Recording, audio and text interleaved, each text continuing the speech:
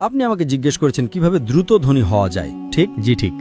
সেরা সমাধান 5 ওয়াক্ত সালাত আদায় করুন, আর ফজরের আগে 2 রাকাত সুন্নাত মিস করবেন না। জানেন কেন? মানুষ যখন বিশ্বের টপ 10 জন ধনী ব্যক্তির লিস্ট করে, যুবক মানুষেরা। থামুন থামুন ভাই, আমাকে উত্তরটা দিতে দেন। আমি উত্তর দিচ্ছি, আপনি বেচেন যুবক মানুষ। যুবক মানুষেরা, আমি উত্তর দিচ্ছি। আপনি জানেন শীর্ষ 10 জন ধনী ব্যক্তির তালিকায় 4 নম্বরে বিল গেটস, 2 নম্বরে জেফ বেজস, তো 3 নম্বরে জেফ বেজস, 2 নম্বরে এলন মাস্ক, 1 নম্বরে কে? একজন মুসলিম যে ফজরের সালাত এবং সুন্নাত আদায় করে, সে এদের চেয়েও ধনী। কারণ নবী সাল্লাল্লাহু আলাইহি ওয়াসাল্লাম বলেছেন যে ফজরের 2 রাকাত সুন্নাত পৃথিবী এবং এর মধ্যে যা কিছু আছে তার চেয়েও বেশি মূল্যবান। মানুষ এসে বলে, আমি 4 ওয়াক্ত পড়ি, ফজর সালাত মিস করি। আমি বললাম, কেন?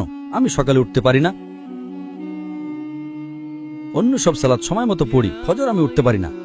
তো আমি তাকে বললাম, আপনি তো একজন ব্যবসায়ী, ধরুন আমি আপনাকে বললাম কাল সকাল ভোরে 5টায় একটা ব্যবসার ডিল আছে যেখানে আপনি $1 মিলিয়ন পাবেন। আপনি কি সেই ডিলে যাবেন? আপনি বললেন হ্যাঁ, কিন্তু আপনি তো সকালে উঠতে পারেন না। না না না, $1 মিলিয়ন জন্য আমি ঘুমাবই না। তাহলে $1 মিলিয়ন জন্য আপনি ঘুমান না, কিন্তু 2 রাকাত সুন্নাত যা পৃথিবী এবং এর মধ্যে যা কিছু আছে তার চেয়েও দামি, তার জন্য উঠতে পারেন না? ফজরের সালাতের মূল্য কত ভাবুন। সমস্যা হলো আমরা হাদিস শুনি কিন্তু বিশ্বাস করি না, কোরআন পড়ি কিন্তু বিশ্বাস করি না।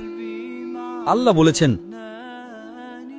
তাই আমি বলি আমি কখনোই আমার ফজর মিস করব না, এমনকি আমার সুন্নাতও মিস করব না। কেউ আমাকে $1 মিলিয়ন দিলেও না। হ্যাঁ, সুন্নাত পড়া ফরজ নয়। আপনাকে যেটা বুঝতে হবে, যদি আপনি সত্যিই বিশ্বাস করেন, আপনি কি জানেন সেরা ব্যবসা কোনটা? আল্লাহ সূরা বাকারা 2 নম্বর অধ্যায়ে 261 নম্বর আয়াতে বলেছেন, যদি আল্লাহর পথে একটা শস্যদানা দান করেন, আল্লাহ আপনাকে 7টা শীষ দেবেন এবং প্রতিটাতে 100টি করে দানা থাকবে। তার মানে একটা দানা 700 গুণ হয়ে যায়।